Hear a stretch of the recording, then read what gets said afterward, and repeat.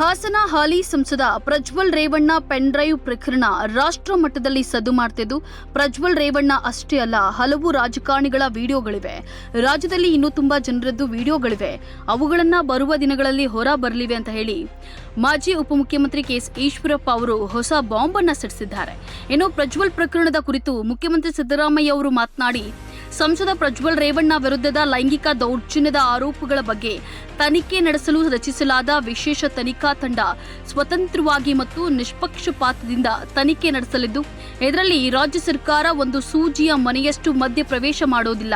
ಇನ್ನು ಎಸ್ಐಟಿ ಎನ್ನುವುದು remote control ಮೇಲೆ ಕೆಲಸ ಮಾಡ್ತಿದೆ, ಅದು ಸರ್ಕಾರದ ರಬ್ಬರ್ ಸ್ಟಾಂಪ್ ಎಂದು ಬಿಜೆಪಿ ನಾಯಕ ದೇವರಾಜೇಗೌಡರ ಆರೋಪ ಸಂಪೂರ್ಣವಾಗಿ ಸತ್ಯಕ್ಕೆ ದೂರವಾಗಿದೆ. ಇದು ಅಪರಾಧಿಗಳನ್ನ ರಕ್ಷಿಸುವ ದುರುದ್ದೇಶದಿಂದ ತನಿಖೆಯ ಹಾದಿ ತಪ್ಪಿಸಲು ಮಾಡಿರುವ ಕುತಂತ್ರವಾಗಿದೆ. ಎಸ್ಐಟಿ ಸಂಪೂರ್ಣವಾಗಿ ಪಾರದರ್ಶಕವಾಗಿ ಕೆಲಸ ಮಾಡ್ತಿದೆ.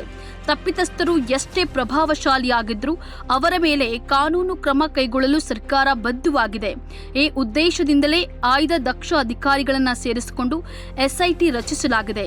ಈ ಪ್ರಕರಣದಿಂದಾಗಿ ಪ್ರಧಾನಿ ನರೇಂದ್ರ ಮೋದಿ ಅವರ ಹೆಸರು ಹಾಳಾಗ್ತಿದೆ ಎಂದು ಬಿಜೆಪಿ ನಾಯಕರು ಈಗ ಗೋಳಾಡುವುದರಿಂದ ಏನೋ ಪ್ರಯೋಜನವಾಗದು.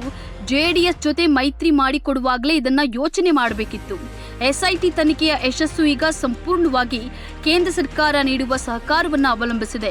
ವಿದೇಶದಲ್ಲಿದ್ದಾನೆ ಎಂದು ಹೇಳಲಾದ ಆರೋಪಿ ಪ್ರಜ್ವಲ್ ರೇವಣ್ಣರನ್ನ ಭಾರತಕ್ಕೆ ಕರೆತರಲು ಸಹಕಾರ ನೀಡಬೇಕಾಗಿರುವುದು ಕೇಂದ್ರ ಸರ್ಕಾರ. ಜೆಡಿಎಸ್ ಜೊತೆ ಈಗಲೂ ರಾಜಕೀಯ ಮೈತ್ರಿ ಹೊಂದಿರುವ ಬಿಜೆಪಿ ತನ್ನ ನಿಲುವನ್ನ ಸ್ಪಷ್ಟಪಡಿಸಬೇಕಾಗಿದೆ.